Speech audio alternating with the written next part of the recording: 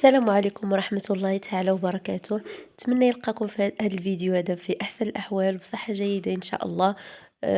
كيف ما كتشاهدوا معايا اليوم غادي نشارك معكم كومير ديال السميدة اللي كيجي رائع الصراحة، واللي غادي نشارك معكم جميع الأسرار ديالو باش يصدق معكم من أول تجربة. كتحتاجوا للساندويتشات وحتى للفطور أولا الكوتي، صراحة كيجي رائع وكيجي ناجح 100%. غير تبعوا الفيديو حتى الأخير باش تعرفوا جميع الأسرار ديالو بالتفصيل اللي غادي نشاركهم معكم في هذا الفيديو هذا. وكنتمنى أنه ينال الإعجاب ديالكم، ونتمنىكم أنكم تبارطاجيو الفيديو للأهل ديالكم والأصدقاء. بسم الله نبداو. كنحتاجو لسميده رقيقه، انا استعملت زلافه كبيره ديال سميده رقيقه. كنخويو عليها الماء دافي وكنخليوها حتى تشرب لينا. المهم الماء يكون على هذا الشكل هذا، يكون يعني يكون مغرق هاد السميده هذه بحال هكا، ونخليوها حتى ترتاح لينا واحد 10 دقائق.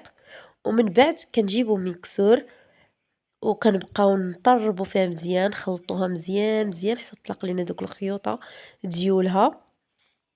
هذا هو السر الاول ديال النجاح ديال هاد الباغيط هذا.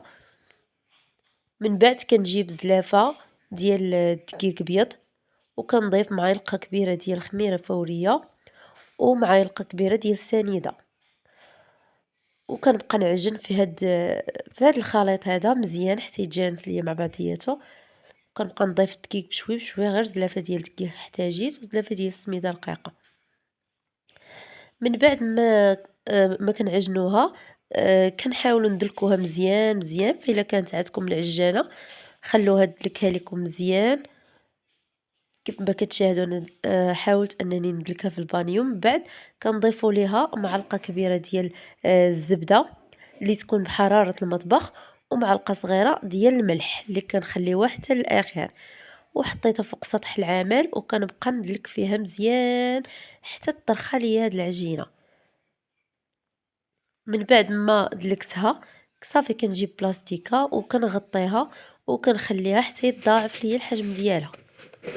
كيف ما كتشاهدوا من بعد ما تضاعف ليا الحجم ديالها كنزلها فوق سطح العمل، كنرشو بشويه ديال الدقيق.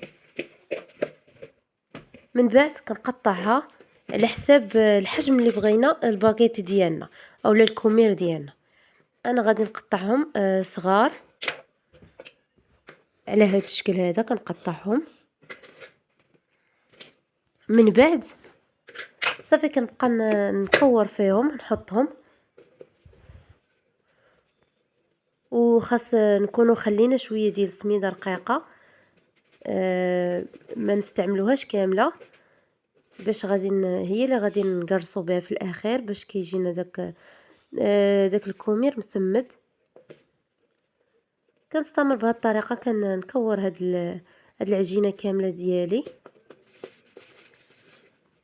صراحه راه كيجي ناجح 100%، وحتى انا جربته وعاود جربته وقلت علاش لا اللي ما نشاركوش معاكم. وكنتمنى انكم ما تبخلوش عليا بليجام والكومونتيرات ديالكم الزوينين اللي كتزيد تشجعني وتحفزني باش ديما نبقى نحط الجديد. ودعمونا في هذه القناه هذه. نتوما عارفين بان القنوات الصغيره اللي ما كيكون خصوصا اللي ما كيكونوش كيبينوا وجوههم وداك الشيء، فكيكون التفاعل فيها ضعيف بزاف. يعني كاين ناس كيدعموا غير المحتويات اللي كيكونوا يعني اللي كيشاركوا حياتهم الخاصة وداك الشيء. المهم ما كيدعموش بحال هاد القنوات الصغيرة اللي كدير محتوى، يعني محتوى على قد الحال وصافي. ايوا ندعموا بعضياتنا هذا ما كان. كيف ما كتشاهدوا من بعد ما كورت هاد العجينة كاملة كنجيب سميدة رقيقة وكنحطها فوق سطح العمل وكنبسط هاد العجينة ديالي. من بعد كنبدا نرولي فيها وكنضغط بالاصابع ديالي كيف كتشاهدوا معايا، كنضغط مزيان بالاصابع ديولي. ومن بعد كنسدها كنبدا نقرص فيها بحال هكا باش ما تحلش ليا، وكنروليها بحال على شكل بودان صغار. المهم نتوما على حساب الحجم اللي بغيتو ديروهم كبار، بغيتو ديروهم صغار على حساب الرغبه ديالكم. انا بغيتهم على حساب لي ساندويتش، داكشي علاش درتهم صغار شويه متوسطين. غادي نعاود معاكم وحدين آخرين كيف كتشوفوا. كنضغط مزيان بالأصابع ديولي باش ديك العجينة ما تحلش ليا منين خمرة، ومن بعد كنسدها على هاد الطريقة هادي صافي حتى كنكمل هاد العجينة ديالي كاملة. وكنجيب من بعد كنجيب الطاول اللي غادي ندخلها الفران، وكنبقى نستف فيها هاد لي بودان ديولي اللي صايبت. راه كيجيو ساهلين وما كياخذوش معنا الوقت بزاف، وما عمليين دغيا دغيا كيوجدوا لينا ودغيا كيخمروا. بالنسبه اللي بغيتي تصايبي ديري شي ساندويتشات للعشاء فراه ساهلين هادو، توجديهم دغيا تصايبيهم بحال في العشيه وتعمريهم بحال للعشاء. وكيجيو زوينين صراحه ورائعين، وحاجه ديال الدار كيف قلت ماشي بحال ديال الزنقه. من بعد كنستفوهم في الطاوله اللي غندخلوها الفران، وكنضغط عليهم بايدي بحال هاد الشكل هذا كيف كتشاهدوا. كنضغط عليهم شويه وكنخليهم حتى يخمروا ليا مزيان مزيان ويتضاعف الحجم ديالهم.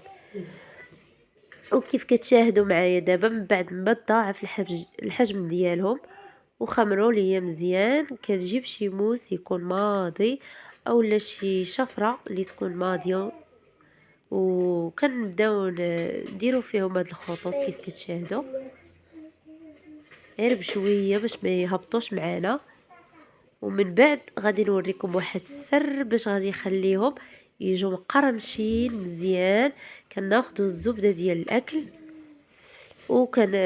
كتكون بحراره المطبخ، كنديرها في شي بوش ولا شي بلاستيكه، وكنبدا ندوز فيها بين هاد الشراطين اللي بين هاد الخطوط اللي درت في هاد الكومير هذا على هاد الشكل هذا كيف كتشاهدوا. هاد الزبده هذه كتخليها تعطينا ديك التقرميش، كيخلوهم يعطونا دوك التقرميشه اللي كتكون في المحلات. صراحه غير جربوهم راه كينجحوا معنا من اول استعمال. بالنسبه لي انا عندي غير فرن غازي ماشي فرن ديال الضو، ونجحوا ليا من اول استعمال الصراحه.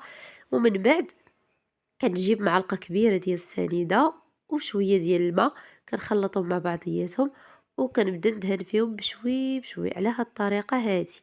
هادو هاد الطريقه كتخليهم يجوا محمرين ومقرمشين في نفس الوقت. هادو هما الاسرار ديال هاد الكومير هذا. الصراحه راه كيجي يعني ناجح 100%. واللي شافو عندك غيقول لك راكي شارياه من الزنقه ماشي طيبه في دارك. صراحه غير جربوه وردوا عليا الخبار. كنتمنى انكم تبارطاجيو هذا الفيديو باش تعم الفائده. وهذا هو الشكل ديالهم النهائي كيف كتشاهدوا معايا. راه جاو رائعين وجاو مقرمشين، غادي يحماقوا عليهم وليداتكم الصراحه. وغادي تستغني على الكومير ديال الزنقه. كنتمنى انك تجربيه وما تبخلوش عليا بليجام بالكومونتير والبارطاج باش ديما نبقى نحط لكم الجديد. وكيف كتشاهدوا دابا غادي نقطع معكم وحده. سمعوا هاد التقرميشه ديالو باش تعرفوا راه كيجي ناجح 100%. ونسيت ما قلتش لكم بانه الفران خاصنا نكونوا شعلنا عليه من قبل، يعني باش يكون درجة حرارة عالية ديال الفران. وهادو هما الكميرات ديالنا اللي وجدنا ديال لي ساندويتش ولا الفطور ولا الكوتي، كيجيو رائعين صراحه. كينفعونا في العشاء الا بغينا نعمروهم بشويه ديال الطون ولا باش ما حبيتو.